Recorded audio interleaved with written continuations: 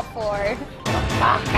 Best pasabog top 4! Angel Locsin! Tinalo sina Tony Gonzaga, Ann Curtis, Sara Geronimo at Marian Rivera! Dahil 70% na kanyang kinikita ay tinatabi ni Angel, ay hindi na may tatangging siya na nga ang pinakamayamang bituin ng kanyang henerasyon at pumapangalawa lamang sina Tony Gonzaga, Ann Curtis, Sara Geronimo at Marian Rivera! Bukod pa sa talaga namang kaliwat kanan ng endorsement at proyekto ng aktres, hindi rin kasi masyadong mahilig sa mga mamahaling gamit si Angel. Mas gusto nyo kasi na yung actress na mag-invest sa properties kaysa sa kung ano pa man. Tama ka naman doon, Angel!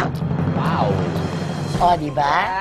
Diba? Kahanga-hangang Angel. Basta ako masasabi ko sa'yo, Angel, wow. Ako, saludo ako sa kanya bilang anak.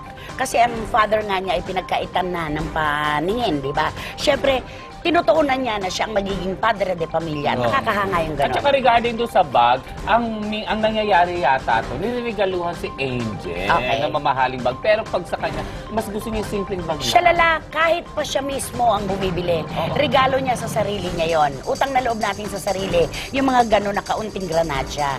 Kasi tayo nagpapakamatay sa pagtatawa. Ano ba bigay ni Phil yung isang bag niya? Phil na Phil. Phil Collins. Phil? Oo. Magandang gamit naman siya. Nung one time na anong nasa GMA pa, nakwento niya sa akin, alam mo, eto ang pinakamahal na bag na nabili ko. Magkano yan?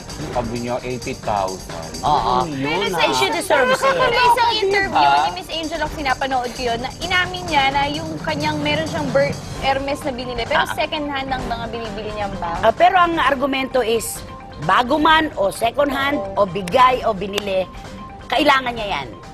Tsaka Diba? matipid talaga Regalo siya, sa kasi sarili kaya naman niya niya. bumili ng brand new, di ba? Yes. Pero ang daming mga guys Ganda dyan na na naman are ang mga- willing to shower her with gifts. Except Louis. Ikaw lang, ang sarap-sarap mo